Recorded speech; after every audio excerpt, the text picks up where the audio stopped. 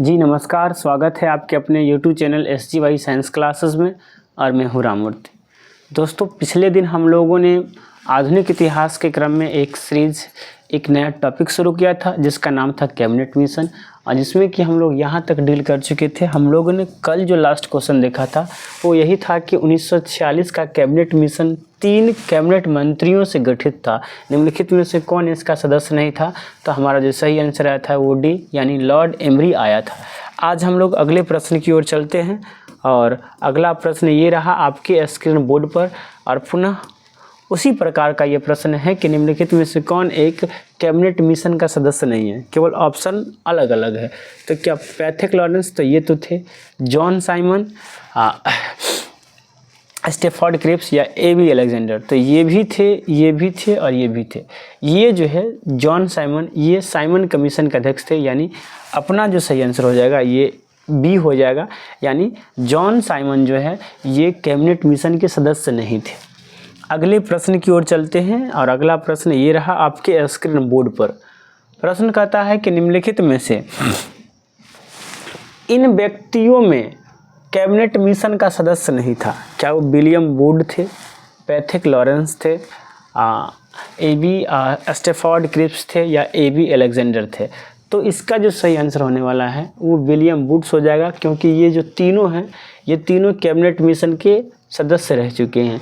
एक William woods जो है ये कैबिनेट मिशन के सदस्य नहीं है। इसे रट लेंगे ये तीनों को। चलिए अगले प्रश्न की ओर चलते हैं, और ये प्रश्न IAS प्री 1999 में पूछा गया है। कहता है कि इसका प्रस्ताव मई में आया। इसमें अभी भी भारत को विभाजन मुक्त रखने की आकांक्षा थी, जिसका ब्रिटिश प्रांतों से मिलकर बने एक संघीय राज्य का स्वरूप होना था। ऊपर प्रयुक्त उद्धरण का संबंध है। क्या वो साइमन कमीशन का संबंध है, गांधी इरविन पैक्ट से है, या क्रिप्स मिशन से है, या कैबिनेट मिशन से है? तो ये जो उदाहरण है ये कैबिनेट मिशन से संबंधित है। किससे संबंधित है?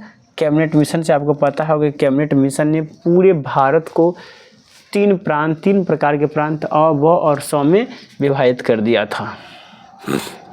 तो इसका डिस्कशन आप देख सकते हैं कि 16 मई 1946 को कैबिनेट मिशन ने अपने प्रस्ताव की घोषणा की। ये प्रमुख प्रस्ताव थे। पहला, भारत की एकता बनाए रखी जाए। दूसरा, मुस्लिम लीग को पाकिस्तान की मांग ठुकरा दी गई, यानी कैबिनेट मिशन में मुस्लिम लीग जो पाकिस्तान की मांग कर रहे थे उनको ठुकरा दिया गया था। तीसरा, भारत एक संघ होगा जिसमें ब्रिटिश प्रांत तथा देसी रियासतें शामिल होंगी। चौथा, संविधान निर्मात्री संस्था या संविधान सभा का गठन प्रांतीय विधान सभा तथा विदेशी रियासतों के प्रतिनिधियों द्वारा की जाएगी। यानी इनकी ये 4 बात। ये सबसे पहली बात, अच्छी बात कही थी कि भारत की जो एकता है वो बनी रहनी चाहिए। दूसरी बात, मुस्लिम लीग जो पाकिस्तान की मांग कर रहे थे, कैबिनेट मिशन ने इस मांग को ठुकरा दिया था। कहा था कि भारत से कोई पाकिस्तान अलग नहीं होगा। तीसरा बात, इन्होंने कहा था कि भारत एक संघ होगा जिसमें जो ब्रिटिश प्रांत है, इसके बाद जो देसी रियासत है, सब एक साथ रहेंगे। और चौथा कि संविधान निर्मात्री यानी संविधान सभा के गठन प्रांतीय विधान सभा एवं देसी रियासत के प्रतिनिधि दोनों मिलकर के करेंगे, यानी दोनों के द्वारा किया जाएगा। चलिए अगले प्रश्न की ओर हम लोग चलते हैं, और अगला प्रश्न ये रहा आपके स्क्रीन बोर्ड पर। अगला प्रश्न कहता है कि कैबिनेट मिशन योजना के विषय में निम्नलिखित में से कौन सा सही नहीं है? और ये भी IAS प्री 1996 में पूछा गया है। कहता है ये प्रांतीय समूहीकरण था। सही बात बोला है।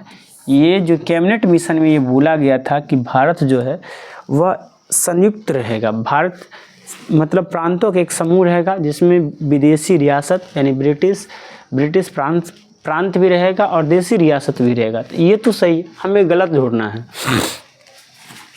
भारतीय सदस्य वाले अंतरिम मंत्रिमंडल पाकिस्तान की स्वीकृति जी नहीं। पाकिस्तान को स्वीकृत नहीं किया गया था, पाकिस्तान को ठुकरा दिया गया था। मुस्लिम लीग जब पाकिस्तान की मांग किया था उसको ठुकरा दिया गया था, यानी सी हो जाता है इसका सही आंसर। संविधान निर्माण का अधिकार भी दिया था, यानी सी नहीं दिया था, यानी सी यहाँ से सही आंसर हो जाता है। अगले प्रश्न की ओर हम लोग चलते हैं और अगला प्रश्न ये रहा आपके स्क्रीन बोर्ड पर।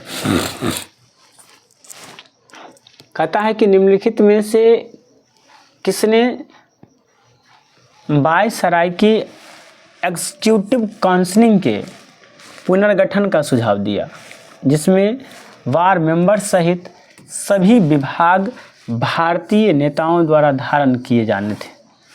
साइमन कमीशन 1927, शिमला समझौता 1945, क्रिप्स प्रस्ताव 1940 या कैबिनेट मिशन 1946।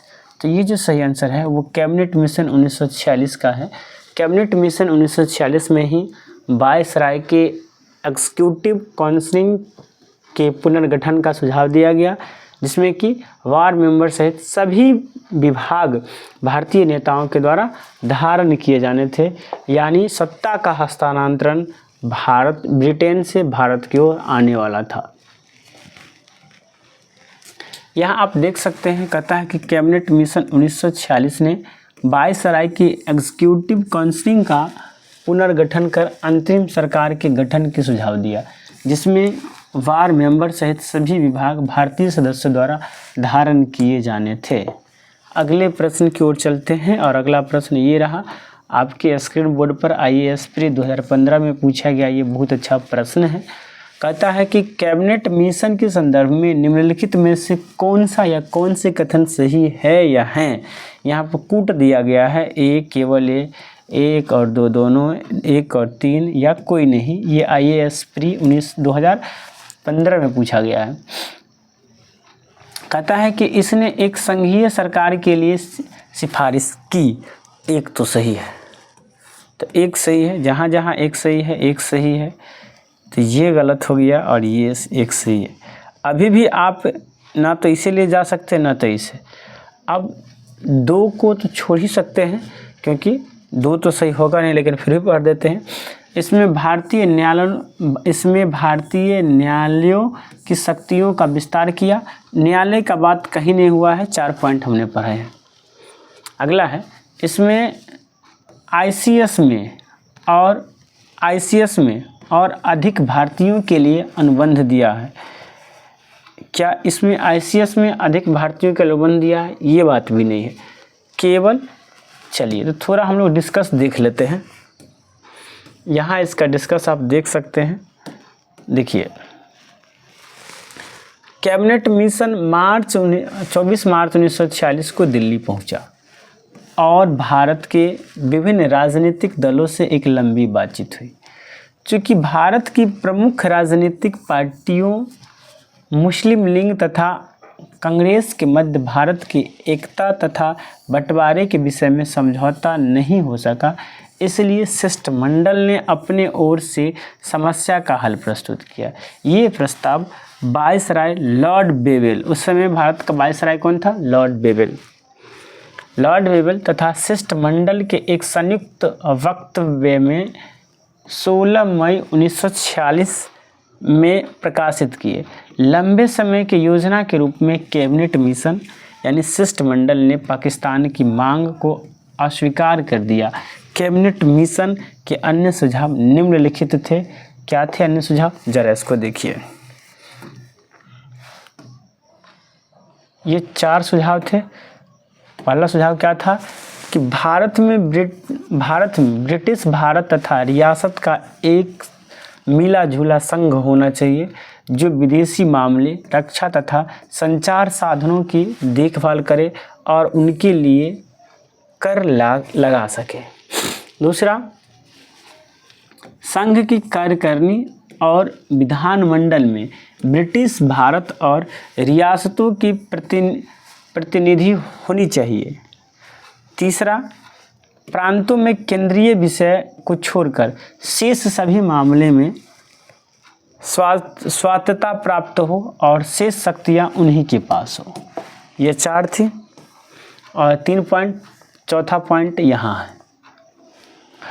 यहाँ आप देख सकते हैं कि प्रांतों को छोटे अथवा बड़े गुट बनाने का अधिकार हो और इन गुटों के क्या अधिकार होंगे, इनका निर्णय वे स्वयं करेंगे। पाँचवा पॉइंट था, इनमें प्रांतों के 3 वर्ग अ व सौ में बंटने की बात कही गई। हिंदू बहुसंख्यक प्रांत मद्रास, मुंबई, मध्य प्रांत, संयुक्त प्रांत, बिहार, उड़ीसा अवर्ग होंगे। कौन कौन? जहाँ हिंदू ज़्यादा है, जैसे मद्रास, बम्बई, मध्य प्रांत, संयुक्त प्रांत, बिहार, उड़ीसा, ये अप्रांत होंगे। उत्तर पश्चिम के यानी उधर के ऊ कोना के मुस्लिम, उधर पश्चिम के मुस्लिम यानी उधर ई कोना की बात करते हैं मुस्लिम। बहुसंख्यक प्रांत जैसे कि पंजाब, सीमा प्रांत और सिंध व वर्ग में होंगे और 100 वर्ग बंगाल और असम होगा। 100 वर्ग कौन होगा? बंगाल और असम होगा। कहता है कि इस प्रस्ताव में न्यायालय की शक्तियों तथा ICS में भारतीयों की संख्या की बढ़ोतरी संबंधित प्रस्ताव नहीं किए गए थे। और यहाँ पर देखिए यही बात यहाँ पर दिया गया है प्रश्न में। यहाँ पर तो न्यायालय की बात नहीं की गई, तो ये तो गलत हो गया। ये क्या हो गया? न्यायालय की बात नहीं हुई और ICS की बात नहीं हुई, यानी ये दोनों गलत है, केवल A सही है। यानी यहाँ से केवल एक कूट A सही हो जाता है। चलिए अगले प्रश्न की ओर चलते हैं और अगला प्रश्न ये रहा आपके स्क्रीन बोर्ड पर। ये भी बिहार PCS 2016 प्री में पूछा गया है। कहता है कि कैबिनेट मिशन भारत आए थे, तो ये तो अब सब लोग जानते हैं कि कैबिनेट मिशन कब भारत आए थे? 24 मार्च 1946 को। 1946 को कैबिनेट मिशन भारत आए थे, जो उपयुक्त में से कोई ऑप्शन में नहीं है, यानी E is the right answer. ये BPSC में पूछा गया प्रश्न है। चलिए फिर से एक बार UP PCS प्री 2018 का ये प्रश्न जो स्टेटमेंट वाला है, और स्टेटमेंट वाला प्रश्न को थोड़ा अच्छा से पढ़ना पड़ता है। कहता है कि नीचे 2 कथन दिए गए हैं, इनमें एक कथन A तथा दूसरा कथन एक को कथन A तथा दूसरे को कारण R कहा गया है। अब कथन क्या है, इसका कारण क्या है? 1946 में मुस्लिम लीग ने कैबिनेट मिशन प्लान के लिए दी गई अपनी अस्वीकृति वापस लेनी थी। 1946 में कैबिनेट मिशन ने 1946 में मुस्लिम लीग ने कैबिनेट मिशन प्लान के लिए दी गई अपनी स्वीकृति वापस ले ली थी। अब वापस क्यों ले ली थी समझिए। 1946 में गठन अंतरिम सरकारें में मुस्लिम लीग शामिल हुए थे? नहीं, तो कारण तो गलत है। तो कारण जहाँ जहाँ सही है, A और B दोनों सही है, जी नहीं। कथन A और कारण ये भी नहीं। R गलत है, A सही है, यानी C is the right answer होने वाला है। अब यहाँ पर आप देख सकते हैं क्या दिया गया है, इसका डिस्कशन।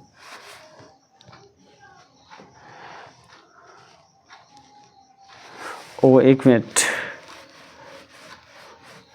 नहीं, 1946 में तो शामिल तो हुए थे अंतरिम सरकार में, तो कथन भी सही है, स्टेटमेंट भी सही है, सही तो दोनों है, परंतु R जो है A का व्याख्या नहीं है, B सही होगा।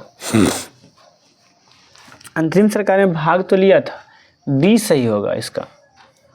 चलिए अगले प्रश्न की ओर चलते हैं और यहाँ पर देखिए अगला प्रश्न कहता है कि वह कौन सा कांग्रेस अध्यक्ष था जिसने क्रिप्स मिशन व लॉर्ड बेवेल दोनों से वार्ता किया था? क्या वो अब्दुल कलाम आज़ाद थे, जवाहरलाल नेहरू थे, C राजगोपालाचारी थे या JP कृपलानी थे? ये BPSC में 2005 में पूछा गया ये प्रश्न है। ज़रा इसका डिस्कशन हम लोग देख लेते हैं। तो यहाँ आप देख सकते हैं कि अबुल कलाम आज़ाद जो 1940 से 1946 तक कांग्रेस अध्यक्ष रहे, उन्होंने क्रिप्स मिशन 1942 में और लॉर्ड बेवेल 1945 में दोनों से वार्ता किए थे। यानी यहाँ सोच जाता है अबुल कलाम आज़ाद, यानी A is the right answer. चलिए हाँ, एक प्रश्न यहाँ पर भी है, ये देखिए, कहता है कि कैबिनेट मिशन के भारत आगमन के समय भारतीय राष्ट्रीय कांग्रेस के अध्यक्ष कौन थे? तो सबको पता है, मौलाना अबुल कलाम आज़ाद। मौलाना अबुल कलाम आज़ाद 1940 से लेकर के 1946 तक भारतीय राष्ट्रीय कांग्रेस के अध्यक्ष के रूप में कार्य कर चुके हैं, यानी सी इज़ द राइट आंसर। ये यूपीपीसीएस मेंस 2008 में पूछा गया है। चलिए, यहाँ आप उसका डिस्कशन देख सकते हैं कि मौलाना अबुल कलाम आज़ाद कैबिनेट मिशन के भारत आगमन के समय भारतीय राष्ट्रीय कांग्रेस के अध्यक्ष थे। श्री आज़ाद को कैबिनेट के साथ विचार विमर्श करने हेतु कांग्रेस कार्य समिति ने पूर्ण अधिकार दे रखा था। 6 अप्रैल 1946 को उन्होंने सर्वोत्तम कैबिनेट मिशन के सदस्यों में शामिल किए। तो दोस्तों, ये ख़त्म हो गया अपनी पाठशाला। कैसा लगा आपको हमारा ये वीडियो, कमेंट करके बतलाइएगा। अगर अच्छा लगा है तो लाइक कीजिए, साथ ही साथ यदि आप हमारे चैनल पर नए हैं तो इसे सब्सक्राइब करके बेल आइकन को दबा दीजिए। चलिए, मिलते हैं नेक्स्ट वीडियो में। आज के लिए इतना ही। जय हिंद, जय भारत।